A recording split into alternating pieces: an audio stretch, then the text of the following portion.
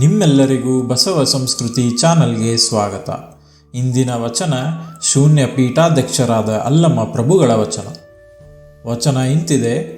ಶಿಲೆಯೊಳಗನ ಪಾವಕನಂತೆ ಉದಕದೊಳಗನ ಪ್ರತಿಬಿಂಬದಂತೆ, ಶಿಲೆಯೊಳಗನ ಪಾವಕನಂತೆ ಉದಕದೊಳಗನ ಪ್ರತಿಬಿಂಬದಂತೆ, ಬೀಜದೊಳಗನ ವೃಕ್ಷದಂತೆ ಶಬ್ದದೊಳಗನ ನಿಶ್ಶಬ್ದದಂತೆ, ಗುಹೇಶ್ವರ ನಿಮ್ಮ ಶರಣ ಸಂಬಂಧ.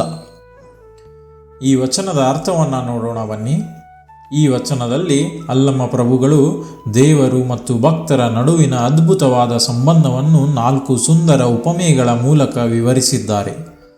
ಶಿಲೆಯೊಳಗನ ಪಾವಕನಂತೆ ಅಂದರೆ ಕಲ್ಲಿನ ಒಳಗಿರುವ ಬೆಂಕಿಯಂತೆ. ಕಲ್ಲಿನಲ್ಲಿ ಬೆಂಕಿ ಅಡಗಿದೆ, ಘರ್ಷಣೆಯಿಂದ ಅದು ಪ್ರಕಟವಾಗುತ್ತದೆ. ಹಾಗೆಯೇ ದೇವರು ಭಕ್ತನ ಹೃದಯದಲ್ಲಿ ಅಡಗಿದ್ದಾನೆ, ಸಾಧನೆಯಿಂದ ಅವನು ಪ್ರಕಟವಾಗುತ್ತಾನೆ. ಉದಕದೊಳಗನ ಪ್ರತಿಬಿಂಬದಂತೆ ಅಂದರೆ ನೀರಿನಲ್ಲಿ ಪ್ರತಿಬಿಂಬದಂತೆ. ಚಂದ್ರನು ಆಕಾಶದಲ್ಲಿದ್ದರೂ ನೀರಿನಲ್ಲಿ ಪ್ರತಿಬಿಂಬಿಸುವಂತೆ ದೇವರು ಸರ್ವವ್ಯಾಪಿಯಾಗಿದ್ದರೂ ಭಕ್ತನ ಹೃದಯದಲ್ಲಿ ಪ್ರತಿಫಲಿಸುತ್ತಾನೆ. ಭಕ್ತನ ಶುದ್ಧತೆಯೇ ಆ ನೀರಿನ ನಿರ್ಮಲತೆ.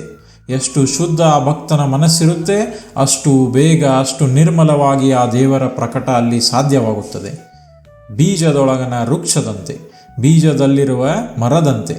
ಚಿಕ್ಕ ಬೀಜದಲ್ಲಿ ವಿಶಾಲವಾದ ಮರದ ಸಾಮರ್ಥ್ಯವಿದೆ.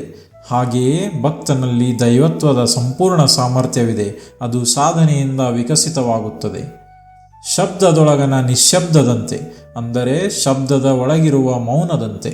ಪ್ರತಿ ಶಬ್ದವು ಮೌನದಿಂದ ಹುಟ್ಟಿ ಮೌನಕ್ಕೆ ಮರಳುತ್ತದೆ. ಹಾಗೆಯೇ ಭಕ್ತನ ಎಲ್ಲ ಕ್ರಿಯೆಗಳ ಹಿಂದೆ ದೇವರ ಮೌನ ಸಾನ್ನಿಧ್ಯವಿದೆ. ಗುಹೇಶ್ವರ ನಿಮ್ಮ ಶರಣ ಸಂಬಂಧ. ಹೇ ಗುಹೇಶ್ವರ, ನಿಮ್ಮ ಮತ್ತು ಶರಣರ ನಡುವಿನ ಸಂಬಂಧ ಈ ರೀತಿಯದ್ದು. ಇದು ಅವಿನಾಭಾವ ಸಂಬಂಧ, ಬೇರ್ಪಡಿಸಲಾಗದ ನಿತ್ಯವಾದ ಸ್ವಾಭಾವಿಕವಾದ ಸಂಬಂಧ. ಈ ವಚನದ ಒಂದು ಸಂಕ್ಷಿಪ್ತ ಅರ್ಥವೇನೆಂದರೆ, ದೇವರು ಮತ್ತು ಭಕ್ತರು ಬೇರೆ ಬೇರೆಯಲ್ಲ, ಒಂದೇ ಸತ್ಯದ 2 ಮುಖಗಳು.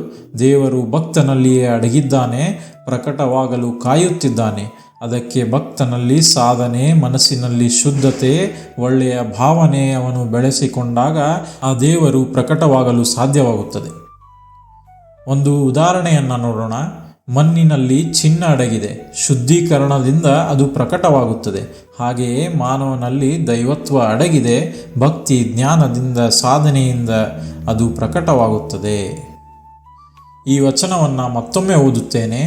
ಶಿಲೆಯೊಳಗನ ಪಾವಕನಂತೆ ಉದಕದೊಳಗನ ಪ್ರತಿಬಿಂಬದಂತೆ, ಶಿಲೆಯೊಳಗನ ಪಾವಕನಂತೆ ಉದಕದೊಳಗನ ಪ್ರತಿಬಿಂಬದಂತೆ, ಬೀಜದೊಳಗನ ವೃಕ್ಷದಂತೆ ಶಬ್ದದೊಳಗನ ನಿಶ್ಶಬ್ದದಂತೆ, ಗುಹೇಶ್ವರ ನಿಮ್ಮ ಶರಣ ಸಂಬಂಧ. ಇನ್ನೊಂದು ವಚನದೊಂದಿಗೆ ಮತ್ತೆ ಸಿಗೋಣ. ನಿಮಗೆಲ್ಲ ಶರಣು ಶರಣಾರ್ಥಿಗಳು.